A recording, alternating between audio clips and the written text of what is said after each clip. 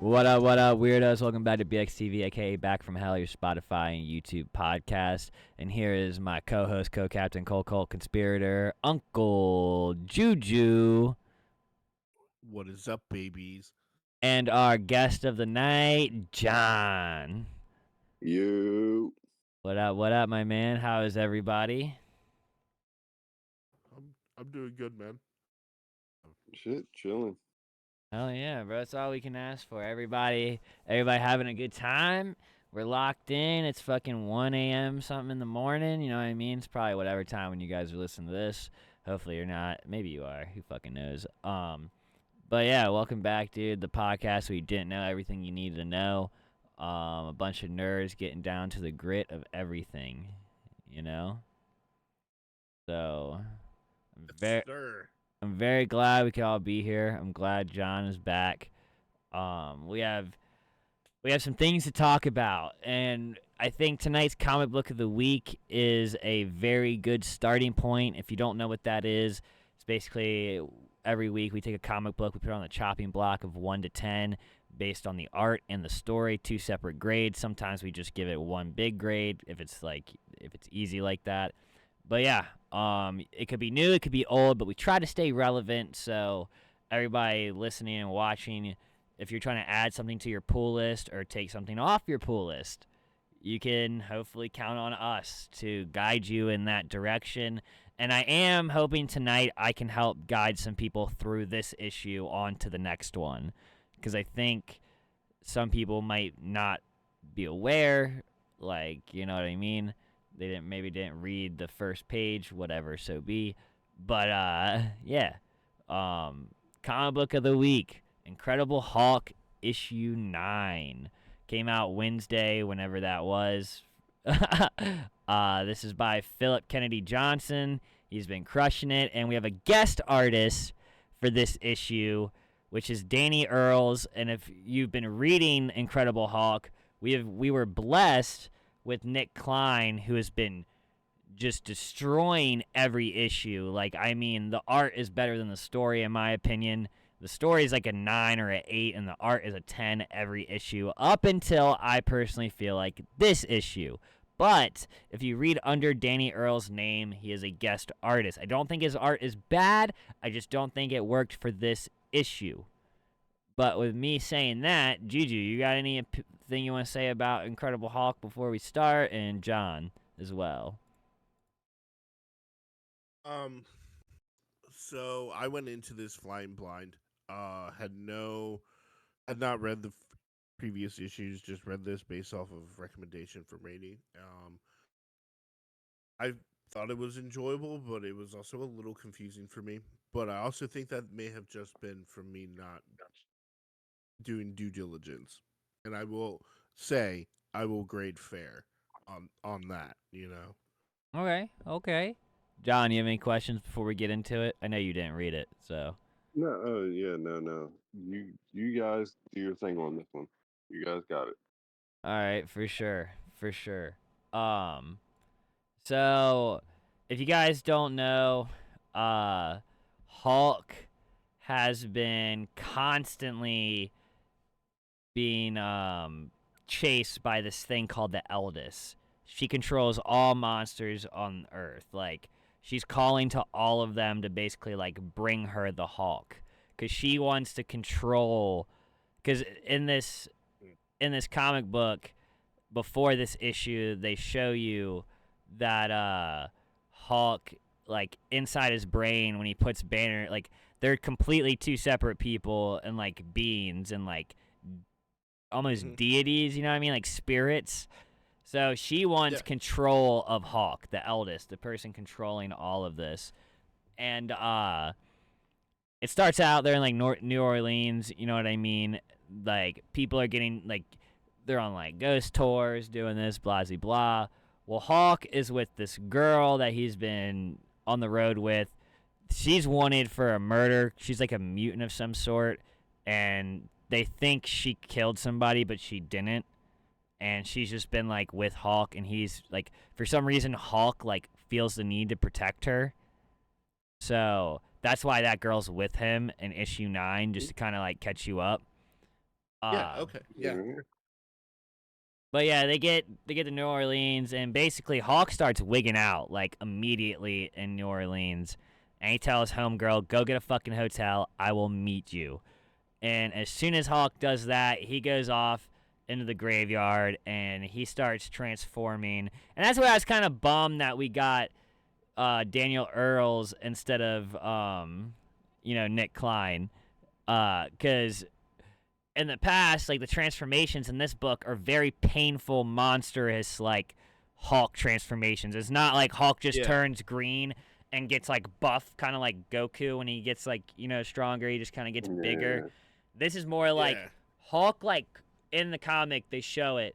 He like crawls out of Banner's mouth and like turns into Hulk and like rips into pieces and shit. You know what I'm saying? So, and basically though, his shorty of sorts who has sold herself to the eldest and became this demon is there trying to coerce the Hulk into giving himself to the eldest, and he's in pain. He's just like basically telling him no, and while all that's going on, the villain of the whole story, which you don't know yet, the little girl is like running from this cop because this cop sees her and she's pretty sure he recognizes that she's wanted for murder. So she goes into the store and the old lady realizes she's trying to run from the cop. So she lets her hide in the back, and then the cop, blah, blah, blah. That whole thing happens with that. Read the book. I don't want to spoil everything. And basically, though, this little girl goes into a basement and finds a bunch of weird shit. I think it was body parts at one point. Yeah. Yeah, she finds body parts. And basically you find out, yeah, because you find out the old lady is actually the frozen Charlotte. She's an angel of death. She's so basically like each book or like every couple books, there's like a new monster or like some kind of demon that the eldest controls that's trying to bring Hulk and these people to her. And that's kind of what like this is leading up. This is basically leading up to the fight between the frozen Charlotte. Because at the end of the book, after Hulk is like, fuck y'all, all this, that, and the third, it ends with him just walking down like an alley in New Orleans as like a bloody Hulk or some shit. And it ends there. So I believe Hulk is going to go look for this little girl, realize she's like, not at the hotel or whatever, or he's going to somehow figure out she's somewhere else and fight the frozen Charlotte. Or we see this girl's powers and what she can do. Okay. That's a crazy plot twist on Hulk. Yeah. Like, that's like, wow. No, this... Growing up, like, watching Hulk and then, like, hearing that being a Hulk story is, like, two completely different things. Like, holy man. Oh, yeah, dude. Oh, no, 100%. Because, like, since Immortal Hulk came out, that was, like, the last good Hulk story, in my opinion. Like, no offense to Donny Cates, but he did not do any justice to Hulk. His Venom was way better. But, Hulk, like, this run of Hulk is just leaning very heavily into the horror side. And just, like, the fucked up, like, monster shit. So, like, that is really good. But I've talked a lot. What do you have to say, Juju? Now that you kind of know some more. Yeah. First of all, I liked the setting of New Orleans, because it did kind of give it this kind of Southern Gothic kind of flair to it, and I have to say I did thoroughly enjoy the villain. I thought that the way that she's introduced in the first couple panels, which is a couple that like gets lost into an alleyway, and basically calls the girl promiscuous and rips her apart, right? Yeah. But you never actually see the creature. You don't know it's the old woman. Yeah. And also there was like that one detail where Banner is telling the girl that the reason why their graves are above ground in New Orleans is because the water table is so low. Yeah. That like float up. And he says you never. won't find any basements in New Orleans, and she finds the one shop in New Orleans that has a basement, And she's like, that's "What the where all fuck?" fucking creepy weird shit. Yeah, Yeah. and I think that's gonna play into it later when Hulk kind of, or Bruce Banner kind of works out that like this is where she. No, Juju. That's Hulk. That's not Bruce Banner. Like, I gotta be clear on this because you haven't read all of it. Bruce Banner, they've shown it in the comic. He is tucked away. Yeah. No, he's tucked away in this dark, like, in the panel they showed, he was inside, like, he had, like, a beat-up, like, blanket over him, and he was inside, like, an old skeleton mammoth inside Hulk's brain, like, their brain. So, like, when Hulk, everything that you see in Hulk form doing, that's all Hulk. But everything else is Banner. Like, when he's human, that's all Banner. But Hulk, nothing, like, it almost has no Banner. Like, there's no Banner decision in that. Because it's completely two different people. I understand what you're saying. I'm just saying that story part might have a payoff. Yeah. No, for sure. I just want to say, though, like, when he's Hulk, like, because the whole thing is this version of Hulk wants to take over completely. He wants to, like, completely send Banner, like, to the back of his brain and never be human again. So, like, that's another ongoing issue with this book. Like, not, like, problem, but, like, in the comic book issue. But, yeah. So, yeah, dude, there's a lot. Sorry, John. Yeah. There's a lot to unpack here. So, honestly, I'm going to give the story an 8. I was captivated. If story-wise, if this is the direction they're going, I'm probably gonna follow because, like, I am a monster of the week freak. You know that. You know? Yeah, no, that's why I've been telling you to get this, bro. Like, this is very up your alley. Like, I've been in, like, every. Also, I want to say Greg Capullo's cover for this issue was awesome. So I love that. Yes. I want to shout that out as well. But no, yeah, you definitely should put on pull list. Yes. Art wise, I'll give it a 7. There were certain panels that I were impressed with. There was other little things that I felt like minimalism didn't work. Not in this storyline. Especially if you go back and read any of the other issues, Nick Klein kills it. Like, he made it's so beautiful. Like, the 2-page splashes he's been doing are insane. Like, the issues with the new zombie Ghost Rider they introduced, like, he killed it. And then we got this, and it was just like, we got Daniel Earls, but luckily it's a guest artist. You know what I mean? So next week it'll go back to Nick Klein and so forth. So, but I understand that. So, an 8 on the story, a 7 on the art. I will give the story a 9 because I knew what was going on. So I think it played in very well to what was going on, and it builds up. I like that they're doing these because it's an ongoing series. It's not a mini series, so like it's just like they're trying to like get more than one get like an interaction with these villains with more than one issue. You know what I mean? They're trying to spread it out just a little bit. Yeah. But I like that they're doing like almost like every 2 issues it's a different person, different monster of sort, like you're saying, monster of the week almost. And but the art, yeah, I agree, it's a 7. I miss the other artists so much. Like, it felt like a blow to the nuts. It felt very rushed. In my opinion, it felt. I don't think it was rushed. I think it was just that's his style. You know what I mean? Like I was saying, I think his style like fits something more like Mad Balls, Toxic Crusaders, fucking Garbage Pail Kids ish. Like it almost felt like a regular show style almost. Yeah. Yeah. Which, like, again, it didn't feel like it was too abstract for a book like this. Like a book like this, you need. I felt like it felt a little little bit more realism, you know? Yeah, no, and that's where all the other issues were killer. You have anything to say, my man? Sorry, John. We've been bulldozing. Oh no, yeah, you're good. Me personally, I'm a J. Scott Campbell fan when it comes to Hawk. That's like one of my favorite artists and illustrators when it comes to doing things like Hawk. So like I was thinking as in a comparison to something like that.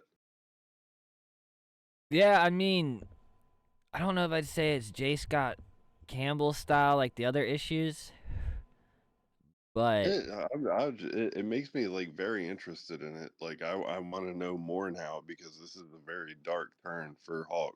yeah, I mean, Like well, yeah, like ever since Immortal Hulk, like this is the first time they've gone so like I mean they have a couple other stories, but like this monster tail shit, yeah, get into it, my man. it's almost like a Swamp Thing type or something to take it to a funny thing, Man Thing appeared in this comic early yeah. in the early issues. Their version of Swamp Thing appeared early on in this Incredible Hulk run. So yeah, you're very on the money, dude.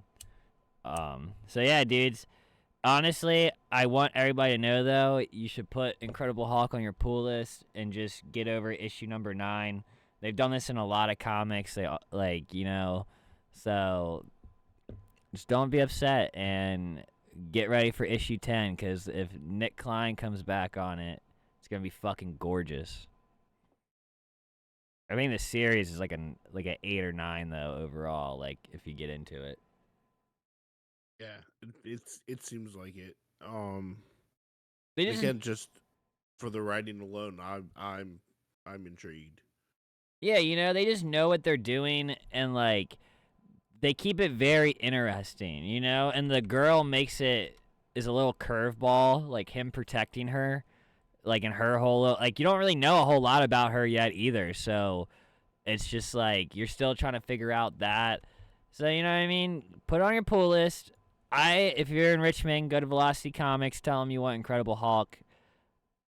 You get 10% off if you add a pull list. It's definitely worth it. You know what I mean? Oh, yeah. This is why I like being here, and like I might not read all the things that you guys read and have all the insight that you guys have, but just hearing this is like, all right, this is something that I'm interested in now. Like this is And that's the goal, bro. The goal is to not bash or glaze a comic, as I like to say.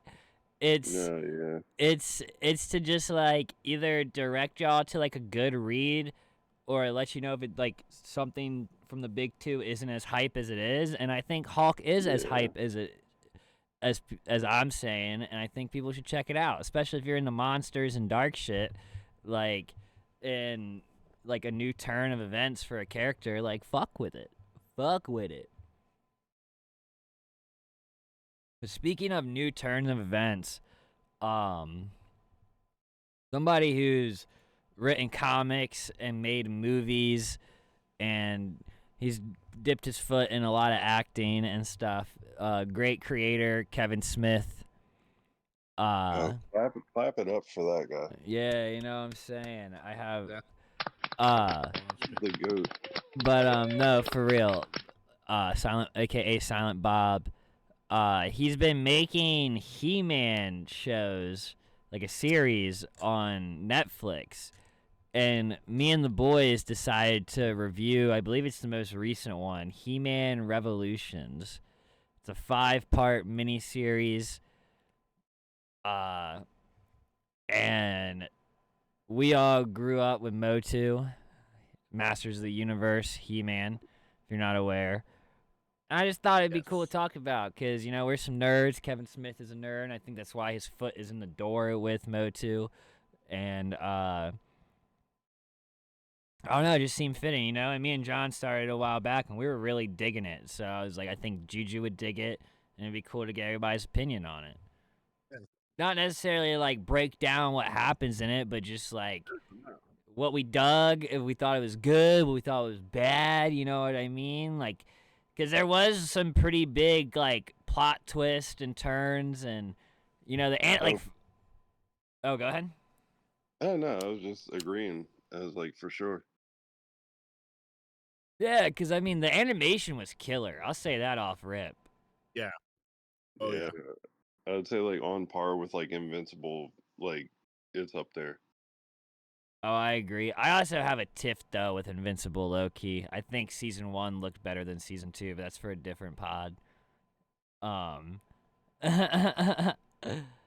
but no, I agree. The shit is fire. Like I definitely think whoever I honestly feel bad that I don't know who animated it, but they killed it. They killed it, and I think what he did with it was great. Like he kept a lot of the original stuff, but he also Yes. added this new twist and experience and story to something that we're all familiar with.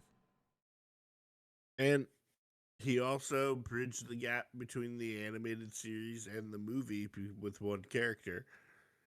Wait, say Yeah, that? Yeah, yeah. Okay, yeah. Yeah, he closed with it's not Gwendolf or whatever the elf thingy Yes. that they go to modify the sword. Yeah, he's a character he's an original character from the movie, Yeah, and they yeah. put him in this, which I was like, oh shit, yeah, I know. word, all right. No, for When I surely. saw him, I was like, "Are you serious? Like, all right, you guys are really." He went in depth with that. Yeah, no, and Yeah, and like before we really get into it, I mean William Shatner voices a character, Keith Yeah, Davis, Mark Hamill, and a bunch yeah. of other big stars. Like he a whole lot of Game of Thrones people. yeah, he did not go short on the cast. Like he really made sure like he had some very like what's the word I'm looking for? Excited, passionate, Yeah, passionate voice actors. Like he had a lot of people that like put their all into it, and you could feel it throughout the whole 5 episodes. Like, and they're all like 26 minutes, so it's easy to get through. I like that they get progressively longer. Like it starts out at like 20 minutes or whatever, but like by the time you get to the last episode, it's an hour long. It's like, all right, well, this is You're wild, and the last episode is definitely not an hour long. I just well, watched it. what is it like 40, Nah, 45 bro. minutes? Or something? It's 26 minutes, 27 minutes, 24 minutes, 26 minutes, 26 minutes. yeah. I think I could have swore that the last one was you like were a probably 40 on minute. you were probably on whatnot while you were watching it, so it felt longer than it was because you were just watching these short auctions, bro. You're also not wrong, and I was also I going back and forth with you about all this shit. So there's that as well. true. I did walk to the store and call you, but yeah, no, it's easy to get through. It's a good watch. And like Juju said, Juju and John said, there was no shortage of like bringing in OG characters and like just people that you already knew. And Yep. if you're not aware, basically like Hordak gets I forget what's the chick's name? Motherboard. Yeah, Motherboard. She basically has like AI technology, and like he uses that to like take over Grayskull and everybody, Yeah. and Yeah. it gets fucking crazy, dude. Like Yeah. it's really fucking good. Like and kind of like what John was texting me, it goes from being like silly as shit to like super fucking serious at times. Especially the ending. Oh, Oh, yeah, yeah. I literally was sitting here going, what is this democracy ass fucking speech this dude's giving right now? Adam, Yeah. He-Man? Yeah. I was like, yo, like, I get it, but like, all right, we the people, all right? Hell yeah. Like, we're Oh, sure. Uh, fucking does, monarchy. does anybody know how that's gonna work? Dog. Well, Yeah. they said what's her fucking name was gonna run for president, basically. Yeah. Uh, uh, not What was it? Not Man of War, but Man of Arms. Yeah, Man of Yeah. Arms. Yeah. She was gonna be running for president. So Yeah, he was like, "Oh, you're gonna have to change your name now." Yeah, which I mean, dude, President at arm. it was super Like, sick though, man. Like they did a lot of cool, unique shit. Like I was at the antique store the other day and I saw Skelegod or whatever. Basically, when he turns into like when he turns into that venomish looking fucking like Skeletor guy when she cuts off the staff of havoc or Which whatever, cuts off the staff, yeah. and he turns into like that god being motherfucker, dude. I regret not buying that figure now, but that was super cool because he was on some like Venom shit. He was like mm-hmm. making all the purple shit go all crazy and stuff, dude. It was awesome. Oh man. And the storyline with Evil In Yes. Yes. and how like yeah, that and kudos to Lena Headley. She fucking nailed it again. And she had the funniest line, like I think it was like when they kissed or whatever, and she just kind of like looks at the camera. Oh, and she's goes like, all right, "Aw." I'll say it. And then- No, she has, all right, I'll say it. Tila and Adam sitting in a tree. Kissing. Aw. I was like, yo, and this is exactly what John was talking about. You go from that to, we the people have the power. No more monarchies. Just being cut. I'm just kidding. But, Bro. and, like, they should have ended it with He-Man being like, "Just remember, kids, violence doesn't solve your problems." yeah, Yeah, after you just slice somebody in half, like violence is not the answer. Yeah, It's no, like, dude. It clearly was the answer. I think it was crazy though that the plot twist was that Skeletor was Keldar, his dad's brother, the whole time. Yeah. Like that was Yeah, such a that- crazy plot twist. Like, because you just think Keldar was like implanted into his body with like the nano bullshit, like by Motherboard, and it was like, no, Yeah. dude. That was one of my favorite joints was when he was like, what did he say? I like my uncles once removed or something like that. I was like, Yeah. that shit is funny as hell. He was like, yep, I'm powered up. Dude, I got your number. I loved when Skeletor was like, or Keldar, whatever you want to call him, was like, I've always wanted to say this. I have the power. And he like goes to like, Yeah. and then his dad, and then Adam, He-Man's dad, shows up and he's like, is this bully messing with you, son? I was like, get the fuck out of here, bro. Like, your son was about to get the Yeah. block spun on him. Like, Oh yeah, it was about to be over for him. but nah, dude, that shit was fire. I definitely think though, my favorite fucking parts, I even tweeted it. My favorite part was Keith Davis, was Hordak. Hordak went fucking stupid. Like, Man. and then Mark Hamill, in my opinion, also fucking just destroyed Skeletor. Like, you know what I mean? Like, that was just like a very memorable fucking performance. Can't say enough about that, man. Honestly. Fuck no, dude. The Joker, so many other things. Go ahead, Juju. I would also like to point out that if you ever watch an animated movie and William Shatner is the voice, I guarantee you he's a duplicitous asshole. Yo, valid. Like as soon Yeah. as I heard his voice and he like walked in, I was just like, Yes. "This motherfucker is Well, dude. not good." Well, Yeah.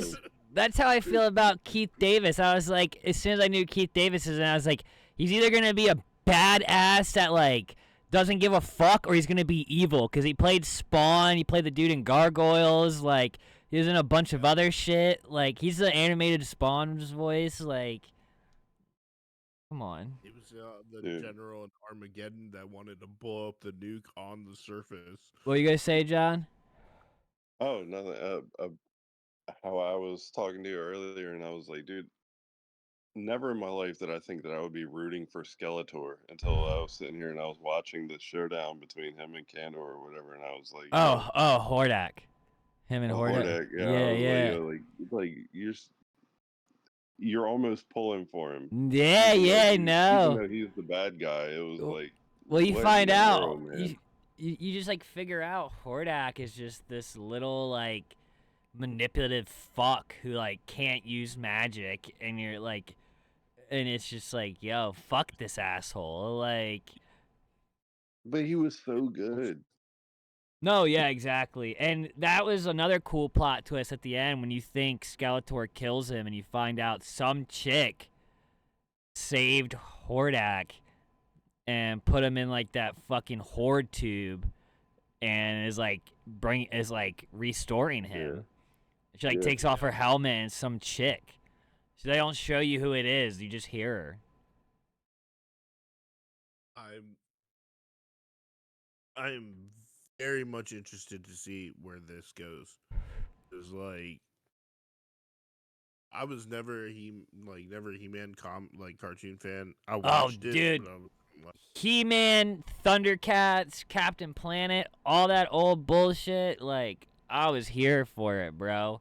I was more of a Thundercats dude, but I loved He-Man. I loved Skeletor. Which, getting into it, I honestly think that Kevin Smith should dip his fucking hands into the fucking Thundercats.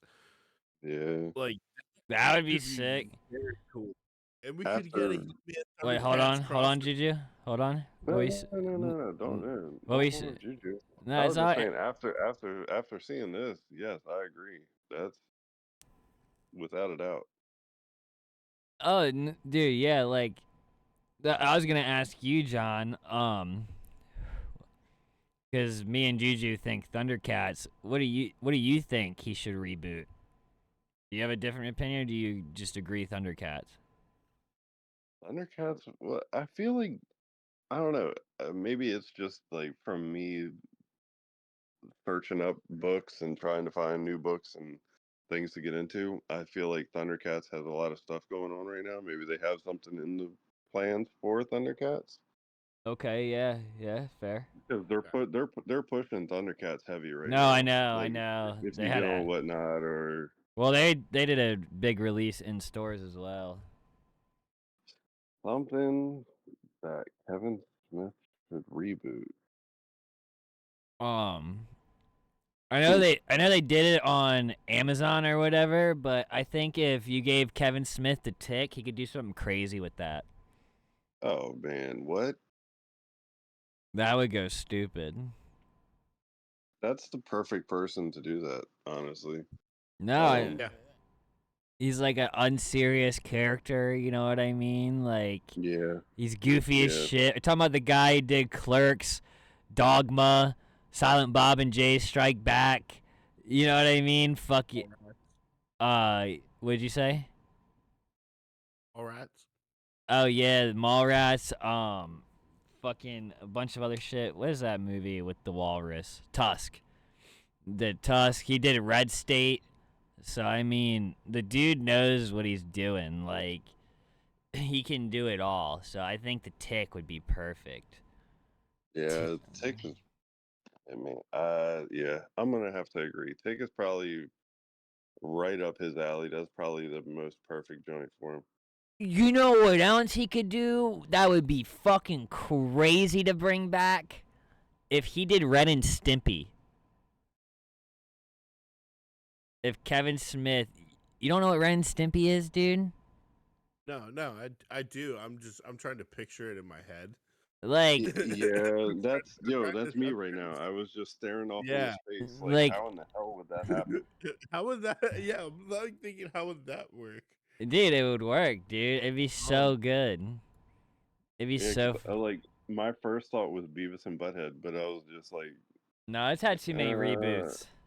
No, but Ren and Stimpy and like Beavis and Butthead are on the same page for me. I'm sitting here like, nah, how bro. the hell would you even make that work?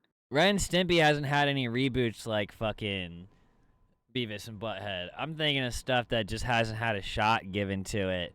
And I think the man, the myth, the legend, Kevin Smith, could very easily figure it out. That's just me, though. I think it's something that people are kind of scared to touch. And I think if he did, it would be good. No, I can agree with you on the. I can agree with you on the scared to touch thing, 100%. Because like even Nickelodeon didn't really want Ren and Stimpy. So No, I like, know, but there's such a big cult following behind it, dude. oh Like, yeah, there's such a bit, and yes. if you made it aimed towards adults, it wouldn't fucking matter. Like, put it on Adult Swim or like fucking HBO or some shit, like Hulu, like how they do Solar Opposites, like how the, you know what I mean? Like, just make Yeah. it something like that, and I think it Have would you seen crush. it, by the way? Yes, I have. Have you seen that, John? All right, sorry, my bad. I zoned out for a minute. I was sitting here trying to think of other things. I'm like, you sent me down a rabbit hole now. I'm like, all right, what is something that needs a reboot? No, but have you seen Solar Opposites? No, I haven't. It's by what's his fucking name? What's his name made it? Oh, the guy who did Community and Rick and Morty. Yeah. Fucking It's not Hartman. It's Harmon. Harmon. well, it's him and the guy who voices Rick and all Dan. that. Yeah. It was Yeah. they like made it. They made it Yeah. and I put believe it's like a family of aliens living on Earth is yeah, the premise. yeah. And Yeah. it's very like it's very Rick and Morty like I don't know, it's pretty funny. I haven't watched it since it came out though. Okay. I just I've seen advertisements and stuff and like scenes for it, but I've never known anybody who has actually watched it. That's why I wanted to ask No, you. yeah, there's a bunch of like funny ass pop culture references. Like they're watching Law and Order, and the dude has a Dick Wolf shirt on, like the alien. So, like, you know what I mean? It's There was that other animated space show that's kind of like Rick and Morty, but I'm blinking on the name of it. no clue. You didn't give me nothing to work with there. There's so many. It's like the same animated style. I think it was That's something literally like solar. It's literally solar opposites, probably, dude. Because it is literally the same fucking style. It's a sister. Final Space. I don't know what that is. Never heard of Yeah. it. It's kind of Yeah. in the same vein. I don't. Again, I saw it when it came out, and then like haven't seen it since. So Yeah, I've never heard of it. Have you heard of it, John? Yeah, that's a first for me. Yeah, I have no clue, my dude. Never heard of it. But yeah, dude. I don't know. Know what it is. Check out the shit we talk about. That's all I What can if say. yeah. what if they did like a maybe it wasn't like a comic. What if they did like a movie reboot, like a Weekend at Bernie's or The Ooh. Big Lebowski or whatever. The Big Lebowski. Okay. Like All right. what if they did No, something like that instead? I mean, maybe yeah. I don't know if I want a Big Lebowski reboot, but I would take I would take a Weekend at Bernie's reboot for sure. yes, that could be really funny and also like really morbid if you take it in that direction. like, You know, it's been so long since we've had like a movie reboot, I don't know about like that. They be well rebooting movies all the fucking Roadhouse. time. not something like that though. You know what I mean? Yeah, because I think it's just like they're so scared to touch it because they have such cult followings. Like, well, actually, I saw on Twitter last night they're trying to make a modern reboot of American Psycho, and I was iffy on how like. See, I'm one of those people I'm talking about. I'm like up in arms about like touching like cult classics because it's just like it's either gonna be really good or really fucking bad. I mean, and I know this is in a movie that neither of y'all care about, but as a Steven Spielberg fan, The Color Purple. The first Steven Spielberg Color Purple with Whoopi Goldberg and Oprah is a fucking Yeah. classic. It is a Yeah. great movie.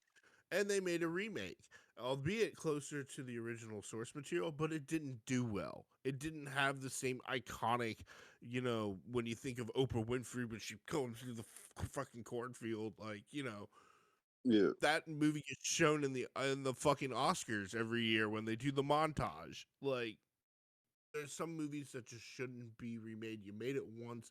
It was magical. It lit up the screen. It made all of our lives better. You can't capture lightning in a bottle twice. That's just my opinion on rebooting classics like that. All my life I had to fight. Yeah, exactly. I had to fight my daddy. I had to fight my brothers. Juju It's trying. not, Like, it's not funny, but damn it, if that isn't one of the most iconic lines I think you'd ever hear in cinema. and my favorite one is when she finally she stands up to Mister and she puts the knife right in front of him. She's just like, "I'm leaving," and a curse Yeah. on you, and till you do right by my eyes. I was just like, "You go, Whoopi." You go, Whoopi. You walk out on that man. Valid, bro. Valid. Valid as fuck. Is Juju having his Shania Twain "Let's Go Girls" moment? I'm here for it, bro. I'm here for it. You know what I'm saying? If you've never seen The Color Purple, that's a once in a lifetime movie. You have to kind of see it once, and then once is enough. You know. I feel that. I Um. definitely feel that. That's how I felt about Rain Man. Oh, dude, Rain Man made. Oh, that's a rough watch for me. That's rough. Yeah, dude. Tom Cruise fucking sucks. I mean, it's his character, but damn, that dude ain't an asshole in that. Yeah, I mean, think what's crazy is I do a lot of math in the work that I do. So I use Rain Man as a reference almost every day. I'm like, dude, I feel like Rain Man because people just shout out measurements and they're like, oh yeah, take this off of this measurement, take 6 inches off of this, 7 inches off of this, do this, and I'm like, damn man, so much math. I'm like, I feel like Rain Man. And I say that almost every week. I'm like, I'm not fucking Rain Man. That movie has so much reach. to this day. How old is that movie? Oh, I have no fucking God, clue. that movie's older than me. I think. I have no clue, dude. It's old, man. But I to know this it's day, it's till this still day. yeah, it still holds What'd you say came value. out? 1988. Yeah.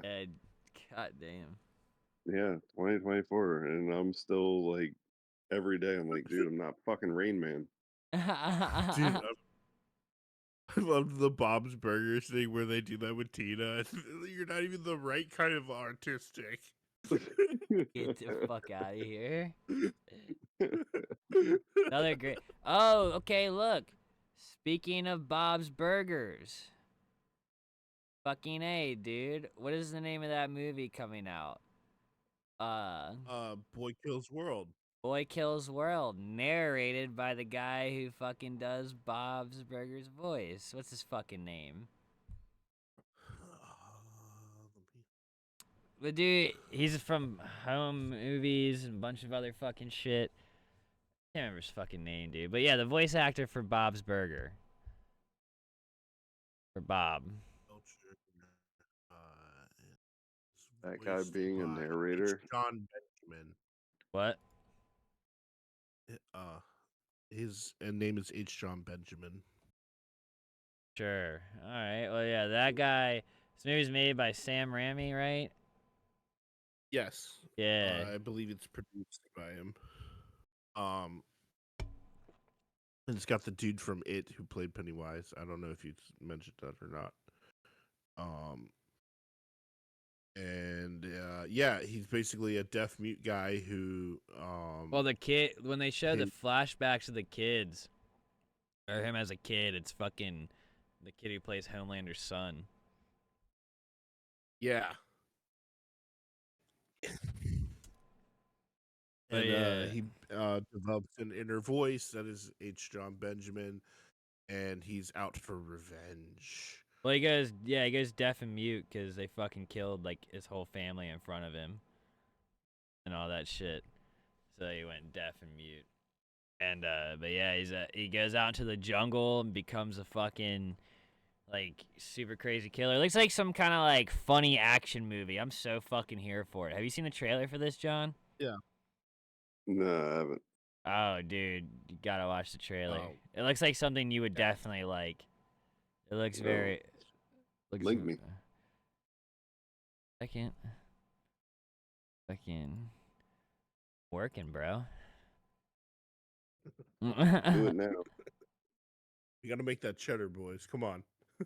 Nah, it's what boy kills the world. Yeah. Yeah. Boy Kills World. Boy kills world. Yeah, boy kills world trailer on YouTube, bro. I'm telling Yeah, you. that sounds like a terrible Boy Meets World spinoff. Hey, dude. I think it looks entertaining as fuck. I'm here Yeah, for it, it's yo. I kind of want to go see the. Is it coming out in theaters, or is this like a Netflix thing? Let me check. Cause I would actually like to see this in theaters. I think that'd be kind of lit. Just him fucking murking a bunch of people on screen. That's why I'm kind of hyped for Deadpool 3. Because it's just gonna be. Yeah, it's coming out in theaters. Theatrical release. Yep. Lionsgate. Hell yeah. Okay. April 26, 2024 for theatrical release in the United States. All right. Well, I'll probably be in there. I'll be in line. Yeah. Yeah. I'm here for it. Well, shit, my boys. It's been about an hour. I want to say thank you, everybody, for showing up tonight. You know what I'm saying? Thank you.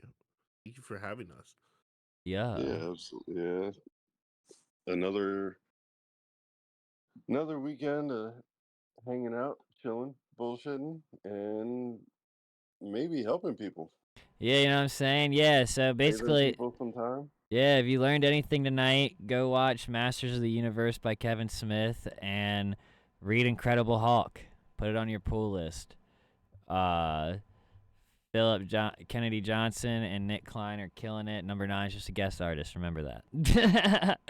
But yeah, hopefully we've helped y'all. You know what I mean? And I just want to say, oh, I burped. I burped again. Excuse me. I just want to say, never offended, always recommended. Make sure you drop a like, a comment, and subscribe if you're on YouTube.